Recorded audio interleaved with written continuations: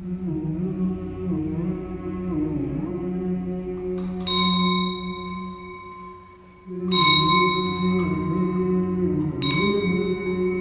läheme räägime kunstiajaloo õppejõu Anneli Randlaga. Miks tulla õppima kristliku kultuurilugu?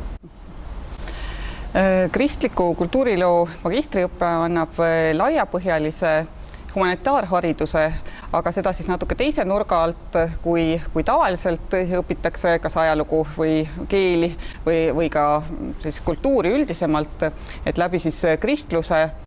Ja sest meeldib see meile või mitte, et tõepoolest nii Eesti kui Euroopa ajalugu on kristlusega väga tihedalt läbi põimunud. Ja see annab siis võimaluse paremini mõista meie oma kultuuri, aga siis ka laiemalt lääne kultuuri. See kursus ongi ennekõike vast mõeldud neile inimestele, kes on oma esimese hariduse juba saanud ja sooviksid siis süvendatult selle kristliku kultuuriga tegeleda. Ta ei eelda seda, et inimesed oleksid kristlased või üldse mõne konfessiooni liikmed.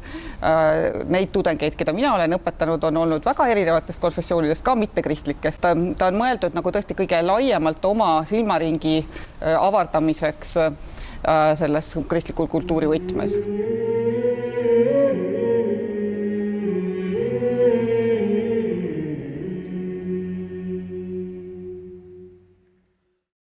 Mitmed programmid, mida täna siin pakutakse, eeskätt kindlasti kristliku kultuuriloo magistriõppe, kus me näeme väga erinevate elualade, nii humanitaar- kui reaalalade üliõpilasi, kes enamasti tulevad ja ütlevad, et nad on mingil tasandil saavutanud professionaalsuse, midagi elus korda saatnud, aga nad tahaksid seda maailma ja iseennast ja Jumalat paremini mõista, tahaksid õppida kusagil, kus võib-olla antakse vastuseid, et kus see kõik tuleb ja isegi kui see on väga naiivne lootus, siis ma usun, et tegelikult seda just me saamegi pakkuda, et natukene aidata näha selliseid sügavamaid seoseid inimkultuuris, ühiskonnas ja ka erinevate eluvaldkondade vahel.